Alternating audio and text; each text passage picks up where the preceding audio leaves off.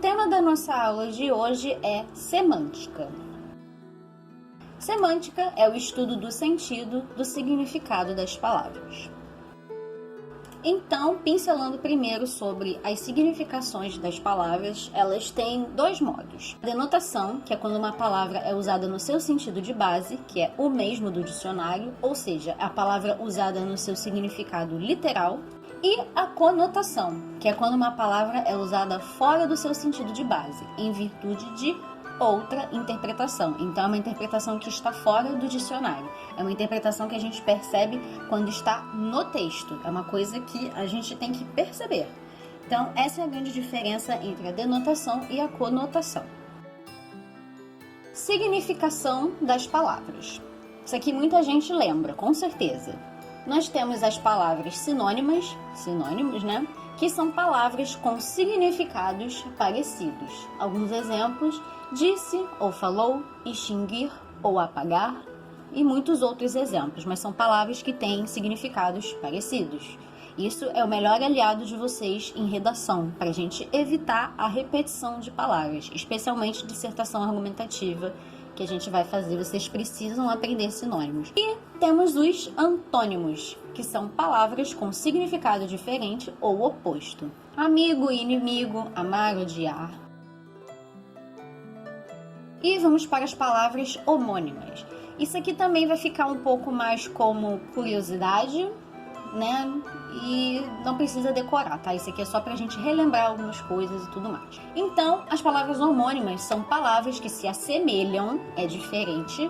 Elas são só palavras parecidas, né? Assemelham, são parecidas, tanto na fala quanto na escrita, ou nas duas coisas. Mas elas têm significados diferentes. Vocês vão entender no decorrer da explicação. Homônimas perfeitas, que são palavras que têm a mesma pronúncia, né? A gente fala da mesma forma e a mesma grafia. Então, a gente escreve ela da mesma forma. Separei dois exemplos que são as palavras manga, a fruta, e a manga da camisa. E o rio, substantivo, né? Que é o rio, e rio do verbo rir. As homônimas homógrafas. É só vocês prestarem atenção até como a palavra é escrita, porque homo significa mesmo e grafa significa de grafia, né? Vem de grafia. Então, homógrafas, mesma grafia, que é exatamente a definição que está ali embaixo.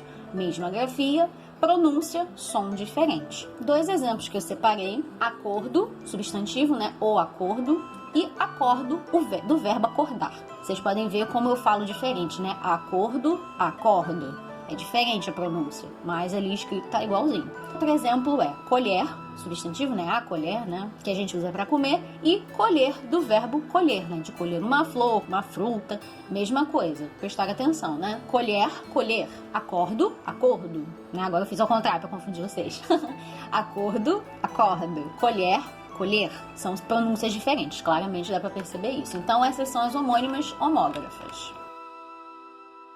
As homônimas homófonas, como o próprio nome já diz, né? Se a gente for prestar atenção na formação da palavra, homo significa mesmo, igual. Fonas vem de fono, que é som, né? Então é mesmo, som. Mesma pronúncia, som, mas a grafia diferente. Alguns exemplos: os três seção, que é o seção com S e cedilha, que é de departamento, pode ser de empresa, pode ser de supermercado. Seção com C e SS, que é do verbo cessar, cessar de ceder também, né? A cessão de algum direito. E o seção que a gente mais usa, que é o com S e SS, que é o de cinema, teatro, que é a seção que a gente assiste alguma coisa. Esse daqui é um exemplo que eu acho que pega todo mundo, já vi bastante gente confundindo isso daqui, que é o concerto com S, que é o do verbo concertar, e o concerto com C, que é de música ou show, né, de algum espetáculo, alguma coisa.